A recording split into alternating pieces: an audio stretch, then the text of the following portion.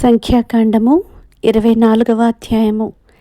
ఇశ్రాయేలీయులను దీవించుట యెహోవా దృష్టికి మంచిదని బిలాము తెలుసుకొనినప్పుడు అతడు మునుపటి వలె శకునములను చూచుటకు వెళ్ళక అరణ్యము వైపు తన ముఖమును త్రిప్పుకొనెను.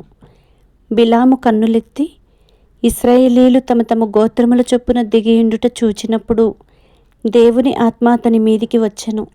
గనుక అతడు ఉపమాన రీతిగా ఇట్లనెను: బెయోరు కుమారుడైన బిలాముకు వచ్చిన దేవోక్తి కన్నులు తెరిచిన వానికి వచ్చిన దేవోక్తి, దేవవాక్కులను వినిన వాని వార్త. అతడు పరవశుడై కన్నులు తెరచినవాడై సర్వశక్తుని దర్శనము పొందెను. యాకోబు, నీ గుడారములు, ఇశ్రాయేలు, నీ నివాస స్థలములు ఎంతో రమ్యమైనవి. వాగుల వలె అవి వ్యాపించియున్నవి. నదీ తీరమందలి తోటల వలెను, యెహోవా నాటిన అగరు చెట్ల వలెను, నీళ్ల యొద్దనున్న దేవదారు వృక్షముల వలెను అవి ఉన్నవి. నీళ్లు అతని బొక్కెనల నుండి కారును. అతని సంతతి బహుజలముల యొద్ద నివసించును. అతని రాజు అగగు కంటే గొప్పవాడగును. అతని రాజ్యము అధికమైనదగును. దేవుడు ఐగుప్తులో నుండి అతని రప్పించెను. గురుపోతు వేగము వంటి వేగము అతనికి కలదు. అతడు తన శత్రువులైన జనులను భక్షించును. వారి ఎముకలను విరచును.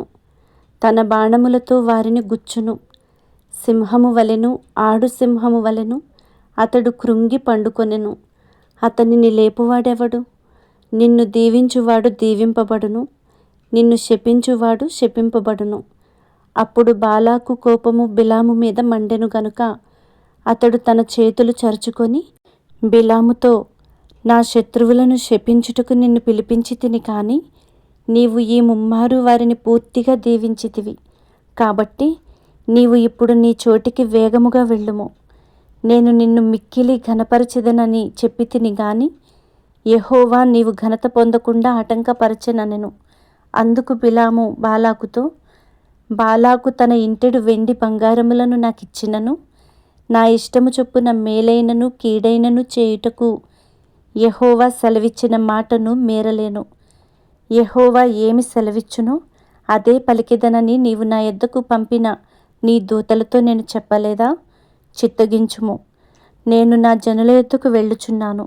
అయితే కడపటి దినములలో ఈ జనులు నీ జనులకేమి చేయుదురో అది నీకు విశదపరచెదను రమ్మని చెప్పి ఉపమాన రీతిగా ఇట్లనెను: బెయోరు కుమారుడైన బిలాముకు వచ్చిన దేవోక్తి, కన్నులు తెరిచిన వానికి వచ్చిన దేవోక్తి, దేవవాక్కులను వినిన వాని వార్త, మహోన్నతుని విద్య నెరిగిన వాని వార్త. అతడు పరవశుడై కన్నులు తెరిచినవాడై సర్వశక్తుని దర్శనము పొందెను. ఆయనను చూచుచున్నాను గాని ప్రస్తుతముననున్నట్టు కాదు. ఆయనను చూచుచున్నాను గాని సమీపముననున్నట్టు కాదు.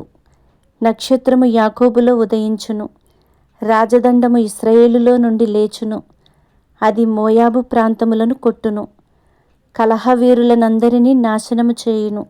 ఎదోమును సేయీరును ఇశ్రాయేలుకు శత్రువులు.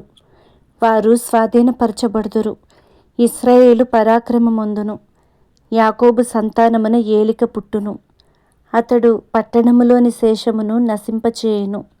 మరియు అతడు అమాలేకీయుల వైపు చూచి ఉపమాన రీతిగా ఇట్లనెను: అమాలేకు అన్యజనములకు మొదలు, వాని అంతము నిత్య నాశనమే.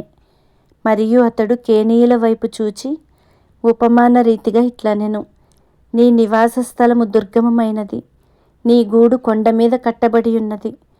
అష్షూరు నిన్ను చెరగా పట్టు వరకు కయీను నశించునా? మరియు అతడు ఉపమాన రీతిగా, అయ్యో, దేవుడు ఇట్లు చేయునప్పుడు ఎవడు బ్రతుకును? కిత్తీము తీరము నుండి ఓడలు వచ్చును, అవి అష్షూరును ఏబెరును బాధించును. కిత్తీయులు కూడా నిత్య నాశనము పొందుదురనెను. అంతటా బిలాము లేచి తన చోటికి తిరిగి వెళ్ళెను.